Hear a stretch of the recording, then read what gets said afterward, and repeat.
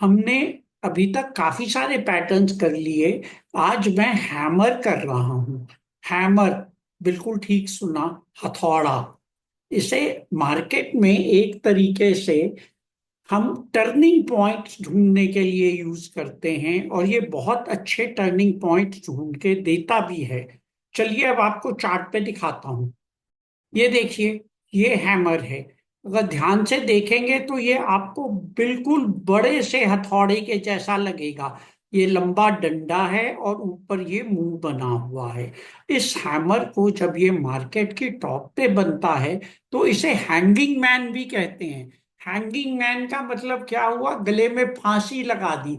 एक तरीके से इसने यहाँ पे बाजार को फांसी लगा दी। और फिर देखिए मार्केट कैसे जोर से नीचे गिरी है। जो ही इसका लो अगले दिन कटा, हम सेल के अंदर आ गए। ये हैमर है। अब देखिए आपको एक दिखाता हूं हैमर का फेलियर। ये देखिए यहाँ पे एक हैमर बना है। ये हैमर अपनी पोजीशन पे अच्छा नहीं बना। इस हैमर को अच्छा बनने के लिए ऊपर होना चाहिए था। इस कैंडल के ऊपर अगर हैमर बना होता तब वो बहुत अच्छा हैमर होता। तब लो कटने के बाद मार्केट नीचे जाती। इस केस में हैमर बीच में ही बन गया। अब इसका लो तो कटा नहीं, तो हम सेल में गए नहीं। बाद में सेल आया, लेकिन वो एक दो तीन चार पांच पांच छह दिन के बाद सेल आया है। तो हैमर का बनना ये जरूरी है कि वो किस जगह पे बनता है।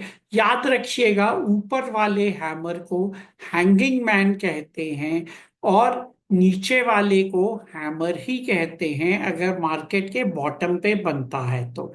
अब एक और पैटर्न होता है जिसे हम रिवर्स हैमर कहते हैं। चलिए अब आपको वो भी दिखा देते हैं लगे हाथ।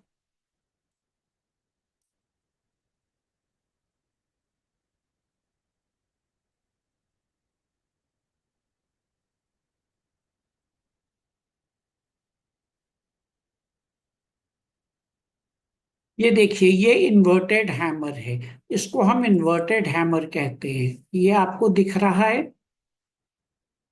इसका नाम इन्वर्टेड हैमर है। इन्वर्टेड हैमर ज्यादा करके बियरिशनेस दिखाता है, लेकिन फिर वही कहानी आ जाती है, ये बनता कहाँ है।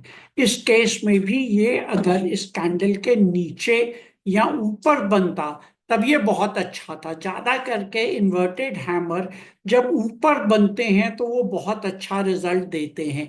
इस केस में देखिए हैमर फेल हुआ, क्योंकि ये हैमर की जो पोजीशन थी वो पिछली कैंडल के ऊपर या नीचे नहीं बनी। हैमर में ये याद रखना बहुत जरूरी है कि हैमर कहाँ बन रहा है। वो बहुत बड़ा क्राइटेरिया होता है हैमर का।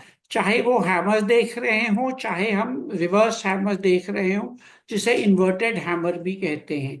ये देखिए यहाँ पे भी एक इन्वर्टेड हैमर बना है। इस तारीख पे देखिए, ये देखिए, ये 28/6 को बना है। अब मैं आपको इस डेट पे ला करके दिखाता हूं।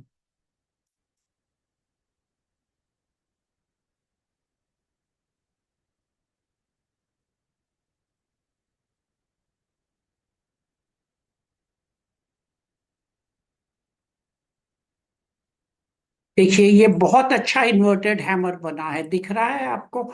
ये बिल्कुल मार्केट उस वक्त टॉप पे है। इन्वर्टेड हैमर बना है जिसने पूरा गैप भी दिया है। अब इस हैमर के केस में ये लो अगर कटेगा तब हम सेल के अंदर जाएंगे। ये ध्यान से देखिएगा इस लाइन को। अब मैं आगे चल रहा हूं।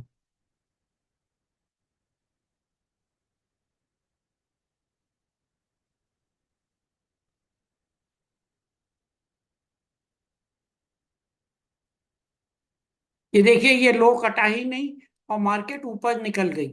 आपको दिख रहा है? ये हैमर का यहाँ पे रिवर्स हैमर का फेलियर हुआ था। कई बारी हैमर्स जब फेल करते हैं तो ये ऐसे नहीं होता कि वो एकदम से फेल कर जाते हैं।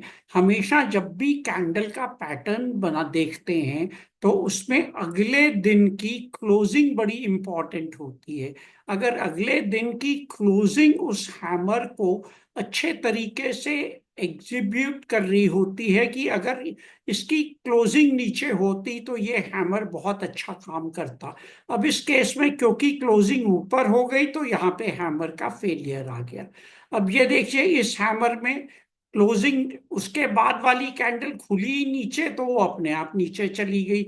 इस केस में कैंडल खुली ही ऊपर तो इसलिए वो नीचे खुल के ऊपर चली गई, लेकिन उसने ये लो काटा ही नहीं, तो इसलिए ये हैमर यहाँ पे फेल कर गया।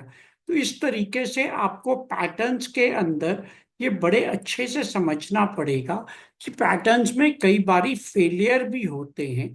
अब हम जैसे पैटर्न्स देख रहे हैं, आज हमने हैमर देखा, हमने रिवर्स हैमर देखा।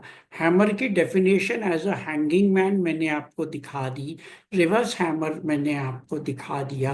नीचे बना हुआ हैमर नहीं दिखाता हमें, लेकिन मैंने समझा दिया आपको।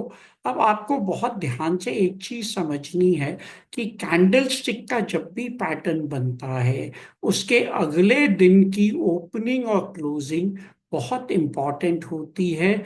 उस कैंडल स्टिक के पैटर्न को ऑनर करने के लिए, मतलब अगर वो कैंडल स्टिक का पैटर्न सेल का है तो अगले दिन मार्केट नीचे की तरफ अगर खुल जाती है तो वो पैटर्न चांस है कि बहुत अच्छा चल जाएगा। अगर मार्केट ऊपर की तरफ है और अगले दिन की मार्केट ऊपर खुल जाती है तो शायद ये मौका बहुत अच्छा होगा कि मार्केट ऊपर निकल जाएगी। लेकिन इसको आपको बड़े अच्छे से नजर लगा के देखना पड़ेगा। फिर मैं वही पुरानी बात पे आ रहा हूं कि ओवरबोट ओवर सोल्ड ये जो दो पैटर्न्स हैं ये बहुत बहुत इंपॉर्टेंट होते हैं। तो आपको ये लेवल्स बड़े अच्छे से पता होने चाहिए। हाँ, ये पक्की बात है कि हर कैंडल पैटर्न फेलियर भी जाता है। ऐसा नहीं है कि हर कैंडल पैटर्न हमेशा सक्सेसफुल होगा। ऐसा तो कभी दुनिया में कोई पैटर्न आज तक बना ही नहीं है। इसलिए हम स्टॉप लॉस लगाते हैं और टारगेट लगाते हैं। शायद अब आपको मेरी ये बातें समझ आने लग गई होंगी। इसलिए बहुत बहुत शुक्रिया। अगले सेशन में हम कोई और कैंडलस्टिक पैटर्न्स करेंगे। धन्यवाद मेरी बातें सुनने के लिए। नमस्कार।